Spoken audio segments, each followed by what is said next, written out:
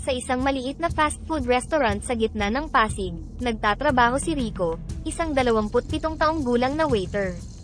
Pulila mula pagkabata, ang buhay ni Rico ay puno ng pagsubok, ngunit hindi ito naging hadlang para sa kanya na magpakita ng kabutihan sa kanyang kapwa. Araw-araw, pagkatapos ng kanyang shift, maglilibot siya sa mga kalye, dala ang mga natirang pagkain para sa mga taong walang tahanan at mga kapwa ulila. Isang gabi, habang naglalakad si Rico sa isang eskinita patungo sa kanyang susunod na destinasyon, may napansin siyang matandang lalaking nakaupo sa tabi ng daan. Nanginginig, at halatang gutom. Napuno ng awa ang puso ni Rico, kaya agad niya itong nilapitan. "Magandang gabi po, mukhang kailangan ninyo ng tulong. May dala po akong pagkain, gusto ninyo po ba?" Alok ni Rico, sabay abot ng isang pakete ng pagkain. Ang matanda, tila hindi makapaniwala sa kabaitang ipinakita ni Rico, ay tinitigan siya, bago nagsalita ng may panginginig sa boses. "Bata, sa panahon ngayon, bihira na ang may malasakit sa kapwa. Bakit mo ito ginagawa?" Habang iniaabot ang pagkain, nagbigay ng matamis na ngiti si Rico. "Noong bata pa ako, madalas akong magutom. Alam ko ang pakiramdam ng walang makain, at walang nag-aalaga. Kaya ngayon, ginagawa ko ang lahat para makatulong sa mga nasa katulad na sitwasyon. Ang pagtulong sa kapwa, kahit sa maliit na paraan, ay nagbibigay sa akin ng saya at layunin sa buhay." Nakatitig lang ang matanda kay Rico, at marahang ngumiti habang kumakain. Pagkatapos kumain, biglang nagbago ang anyo ng matanda, naging isang duwende. "Ako si Dakila, isang duwende, dahil sa iyong mabuting puso, nais kong bigyan ka ng isang regalo," sabi ng duwende at iniabot sa kanya ang isang tila ordinaryong buto. "Buto?" tanong ni Rico, puno ng pagtataka. "Oo, pero hindi ito basta-bastang buto. Ito ay buto ng bulaklak ng pag-asa. Itanim mo ito, at patunayan ang iyong kabutihan," sagot ni Habagat bago ito tuluyang naglaho. Nagtataka man, itinanim ni Rico ang buto sa isang flower pot sa tabi ng bintana ng kanyang munting tahanan. Araw-araw niya itong dinidiligan, nilalagyan ng fertilizer, at binibigyan ng sapat na liwanag, ngunit lumipas ang mga araw, linggo, at buwan, walang nangyari. 3 buwan na ang lumipas at wala pa ring senyales ng pagtubo. Sa paglipas ng mga araw, hindi maiwasan ni Rico na makaramdam ng pagdududa. "Bakit kaya walang nangyayari? Nagkamali ba ako sa pag-aalaga?" tanong niya sa sarili habang tinititigan ang flower pot. Isang gabi, habang nakaupo si Rico sa tabi ng bintana, kausap ang flower pot na tila kausap ang isang kaibigan. "Alam mo, kahit na wala kang ipinakikitang pagbabago, naging parte ka na ng araw-araw ko. Natutunan kong maghintay at magpatuloy kahit walang kasiguraduhan."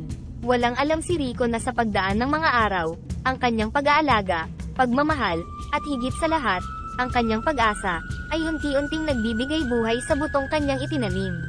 Nang sumunod na umaga, sa hindi inaasahang pagkakataon, isang maliit na usbong ang kanyang nadatnan. Halos hindi siya makapaniwala sa kanyang nakita. "Nagbunga din ang paghihintay ko," sigaw ni Rico sa tuwa. Habang lumalaki ang halaman, araw-araw niya itong kinakausap, binibigyan ng pagmamahal at atensyon, na tila isang tunay na kaibigan ang turing niya dito.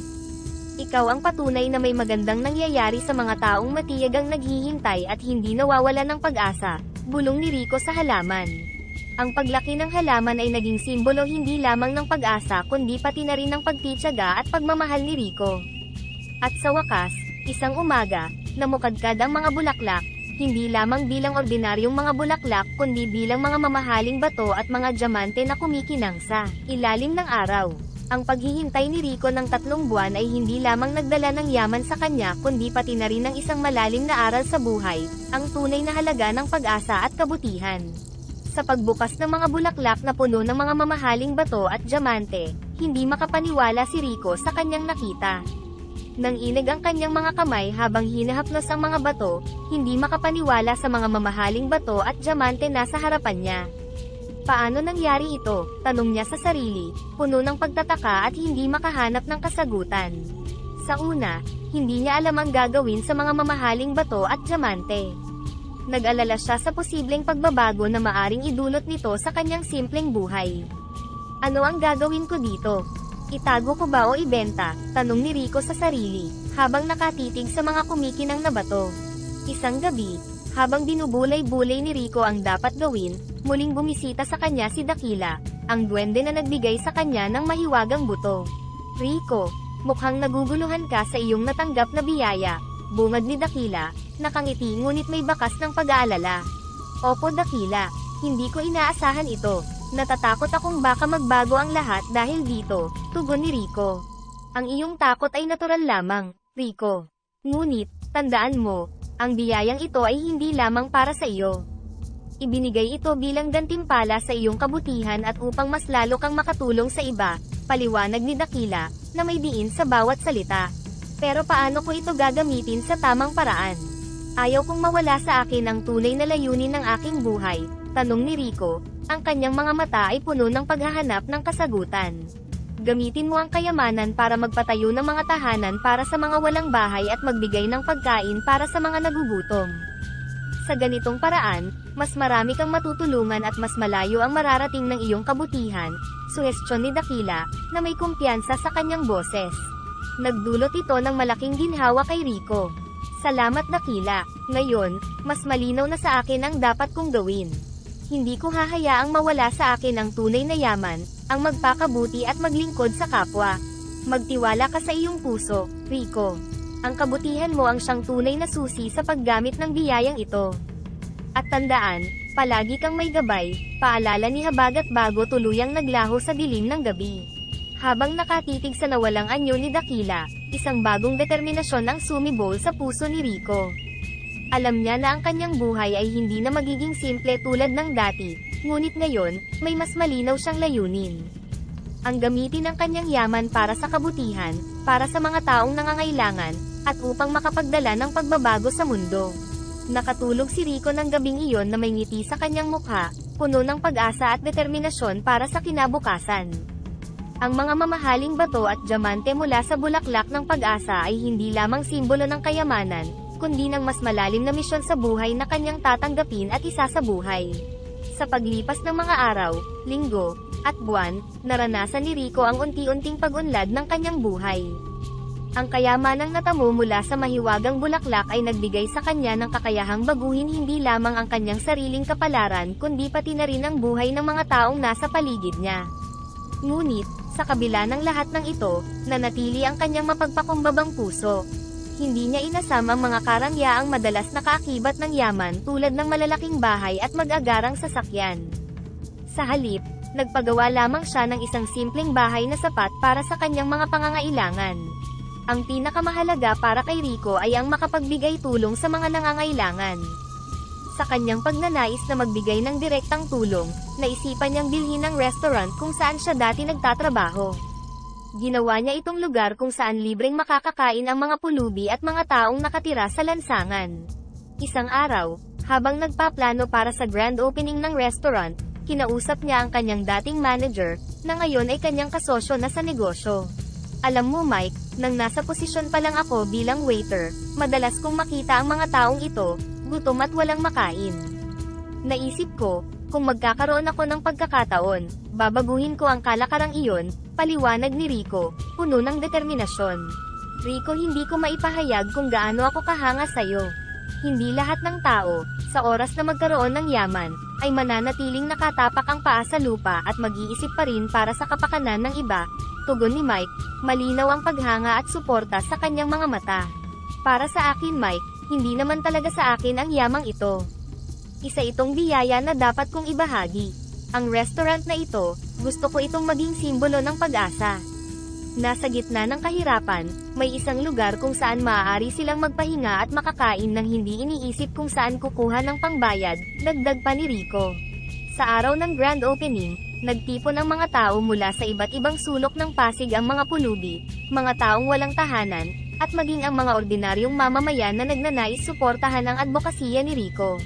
Habang pinagmamasdan ni Rico ang mga taong masayang kumakain, hindi niya mapigilan ang kanyang emosyon.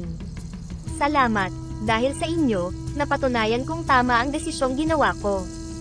Hindi lang ito simpleng restaurant, ito ay tahanan ng pag-asa, sabi ni Rico sa sarili. Ang luha ng kaligayahan ay hindi na niya napigilan. Sa pagtatapos ng grand opening ng restaurant, hindi lamang pagkain ang naibahagi ni Rico kundi pati na rin ang pag-asa at saya.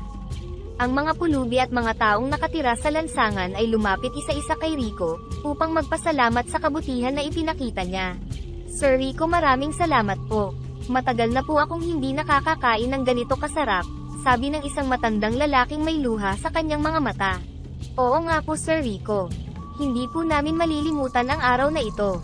Parang Pasko po ang pakiramdam namin ngayon, sabay-sabay na sambit ng isang grupo ng mga bata, ang kanilang mga mukha'y puno ng ngiti.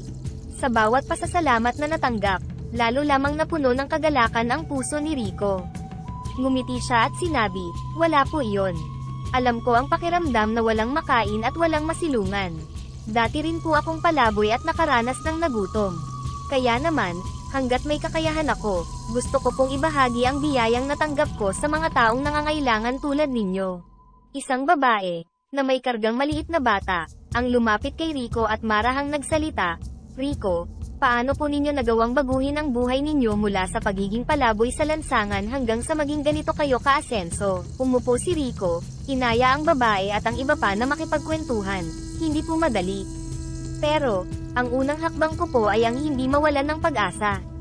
Kung minsan, sa pinakamadilim na bahagi ng ating buhay, may liwanag na naghihintay lamang na makita natin.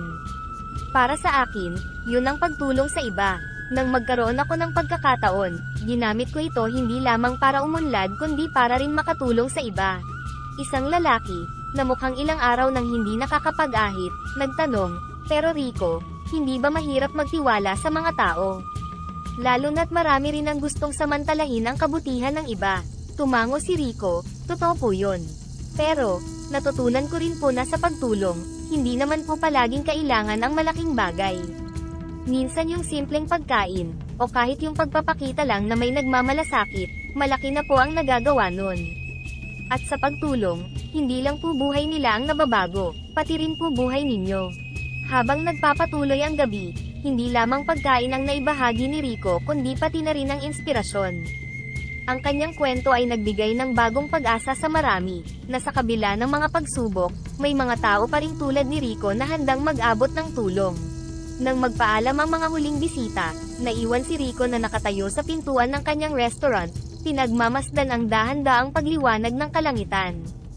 Sa kanyang puso, isang malalim na kasiyahan ang nadama, hindi dahil sa yaman o tagumpay, kundi dahil sa kanyang nagawang pagbabahagi ng pag-asa at inspirasyon sa iba. Sa mga simpleng salita at gawa, nag-iwan siya ng isang hindi malilimutang aral, na ang tunay na yaman ay nasa pagtulong at pagmamahal sa kapwa. Habang lumilipas ang panahon, patuloy na namumulaklak ang mahiwagang halaman ni Rico, tila sumasabay sa dami ng taong kanyang natutulungan. Ang bawat bulaklak na sumisibol ay simbolo ng kabutihang kanyang ibinabahagi, at sa bawat araw na lumilipas, lalo itong dumarami. Napagtanto ni Rico na ang kayaman ng kanyang natatanggap ay hindi lamang para sa kanyang personal na kapakinabangan, kundi isang instrumento para sa mas malaking layunin.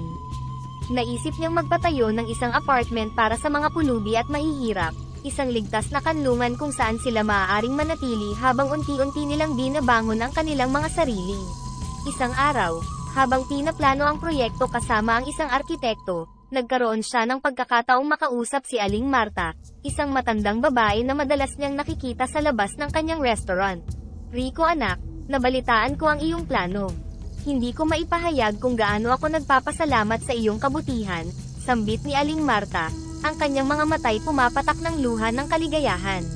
Nako, Aling Marta, hindi po ito magiging posible kung hindi rin po sa tulong at suporta ninyo. Ang proyektong ito ay para sa inyo, para sa ating lahat na nangangarap ng mas maayos na buhay, sagot ni Rico, puno ng pagpapakumbaba. Rico, sa tagal ng panahon na ako'y namumuhay sa lansangan, hindi ko na inakalang makakakita pa ako ng liwanag. Ang iyong ginagawa ay hindi lamang pagbibigay ng matitirhan, kundi pagbibigay ng pag-asa at dignidad sa aming mga nawalan na ng pag-asa, maluhaluhang pahayag ni Aling Marta. Nais ko lang po na makita ang bawat isa na may ngiti, at may pag-asa sa puso. Aling Marta, kayo po at ang iba pa ang aking inspirasyon. Sa inyo ko po natutunan ang tunay na kahulugan ng lakas at pag-asa, tugon ni Rico, na may luhang tumulo sa kanyang pisngi. Habang tumatagal, naging sentro ng komunidad ang apartment na itinayo ni Rico.